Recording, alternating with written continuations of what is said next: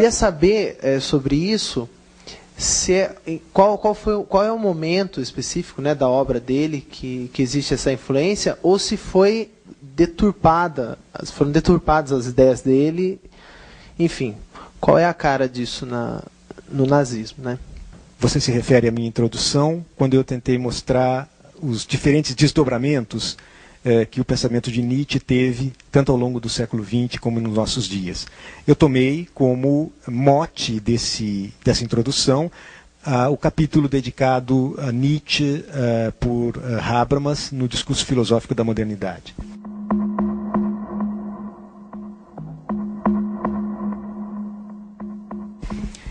Habermas aponta várias direções em que o pensamento de Nietzsche se desdobra no século XX. Eu acrescento a esse ponto o aspecto da imbricação ou da relação entre o pensamento de Nietzsche, por um lado, e o totalitarismo, particularmente o totalitarismo nazi-fascista, por outro lado. Isso é uma grande discussão na pesquisa acerca das obras de Nietzsche, até que ponto o pensamento de Nietzsche pode efetivamente ser apresentado como uma espécie de legitimação filosófica por antecipação de um regime político totalitário, como, por exemplo, o caso do fascismo, o caso do nazismo.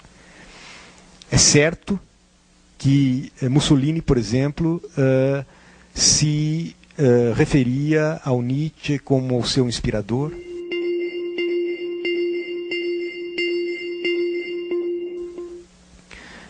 Que o Mussolini tenha lido bastante e muito atentamente Nietzsche, não resta a menor dúvida. Há mais dúvida no caso de Hitler. Se Hitler de fato teria lido, ou se teria simplesmente,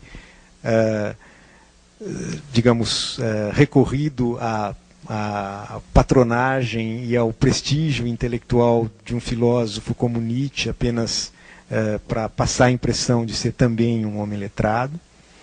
A verdade é que de fato houve uma associação entre o pensamento de Nietzsche e tanto o fascismo quanto o nazismo, e esta associação foi facilitada pelas atividades dos arquivos Nietzsche.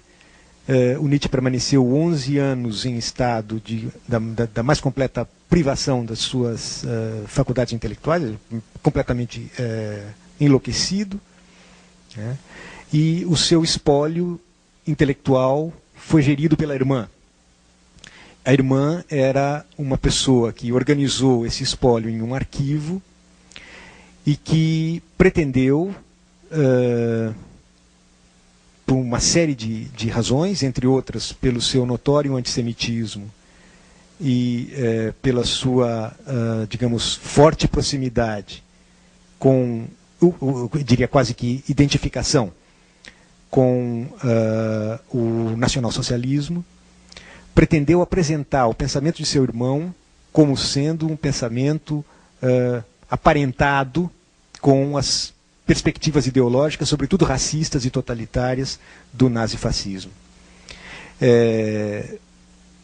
Como o Nietzsche morreu e enlouqueceu antes de completar aquilo que ele anunciara como sendo a sua obra capital, esta aproximação entre os quadros ideológicos do nazismo e a filosofia do Nietzsche era facilitada um pouco pelo fato de que a irmã se apresentava como a verdadeira e única herdeira intelectual do seu irmão, aquela que tinha conhecimento do essencial do pensamento do seu irmão, que permaneceu, por assim dizer, inédito. Agora, tudo isso aconteceu do ponto de vista histórico, né?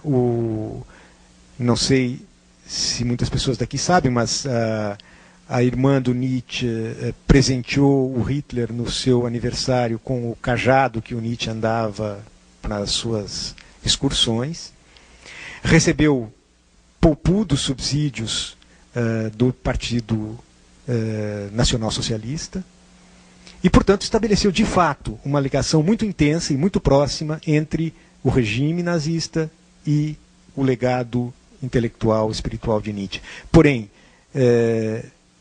a meu ver, pelo menos, a reivindicação